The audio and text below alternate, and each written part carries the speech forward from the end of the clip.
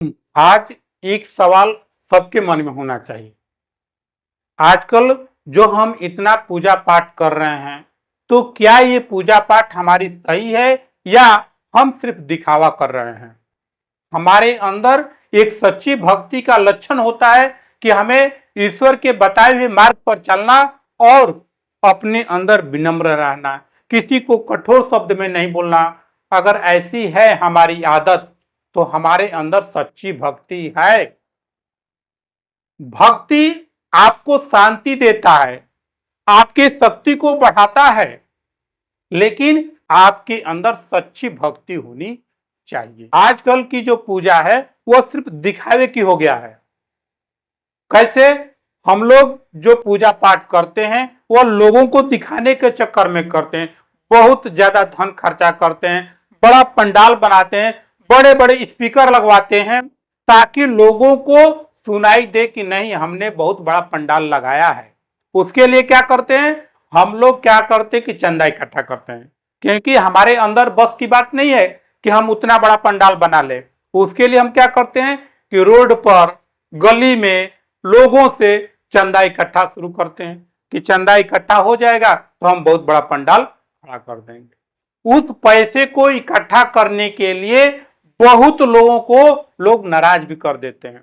कभी कभी ऐसा होता है कि रोड पर लोग चले जाते हैं और ट्रक वाले से लोग पैसा मांगने लगते हैं, और वही 100-200 रुपया नहीं, उनको 1000 रुपया चाहिए, तभी उनका चंदा होगा। ये लोगों से चंदा इकट्ठा कर करके एक बहुत बड़ा पंडाल बनाया जाता है जो केवल दिखाने के लिए होता है। उनके अंदर अहंकार भर जाता है, वे ये दिखाना चाहते हैं कि मैं सबसे सुंदर और अच्छा पंडाल बनाया हूं, मेरा नाम होना चाहिए, मेरी जो संस्था है, जो बैठाया है पंडाल, उसका नाम होना चाहिए। और वो भी अपने घर से खर्चा करके नहीं, बल्कि आम पब्लिक से वसूल करके, चंदा के रूप में वसूल करके इतने बड़े पंडाल बनाते हैं। अब समझिए कि उस पंडाल से, उस पूजा से, उस त्योहार से हमारे समाज में, हमारे आम पब्लिक पर क्या असर पड़ता है। जैसे पंडाल के लिए तो पैसा इकट्ठा हो गया, सब कुछ हुआ, लेकिन उसका कहीं ना कहीं हमारे समाज पर बहुत असर पड़ता है।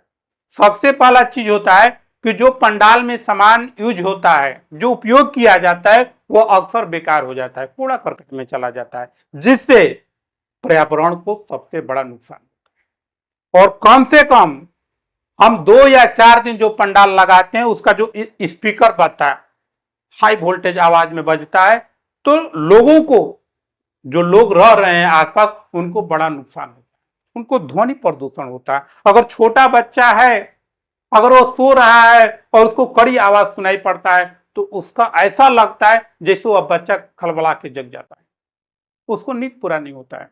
अगर कोई मरीज है, अगर ये ध्वनि सुनता है, तो उसके शरीर पर क्या प्रभाव पड़ता है, आप जरा सोच कर देखिए। आपके घर में भी अगर कोई बच्चा बीमार पड़ा हुआ है और ये लाउड स्पीकर जब बजता है, तो उस बच्चे पर क्या प्रभाव पड़ रहा है?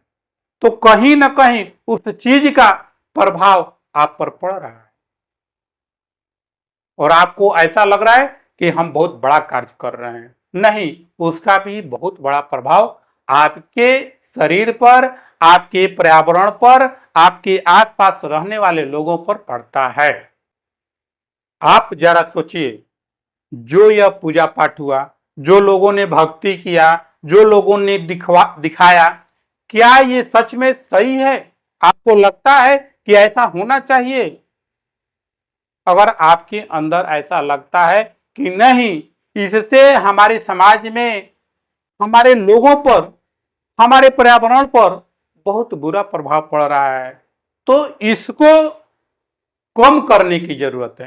हाँ, पूजा पाठ करिए, आस्था के विषय, इसको करना चाहिए, लेकिन दिखावा में नहीं करना चाहिए, अहंकार में नहीं करना चाहिए, बल्कि एक सच्ची भक्ति से करना चाहिए, सच्चे हृदय से करना चाहिए। जब ऐसा हम करेंगे तो निश्चित रूप से हमारी भक्ति सही मानी जाएगी। अन्यथा सिर्फ हम दिखावे में रहकर अपनी जिंदगी को बर्बाद करते रहेंगे और समाज पर भी इसका बुरा प्रभाव पड़ता रहेगा। इसलिए आपको आज से ही इस विषय में सोचने की जरूरत है, ताकि ये जो प्रभाव पड़ने वाला है कम से कम इस प्रभाव से लोग बच सकें।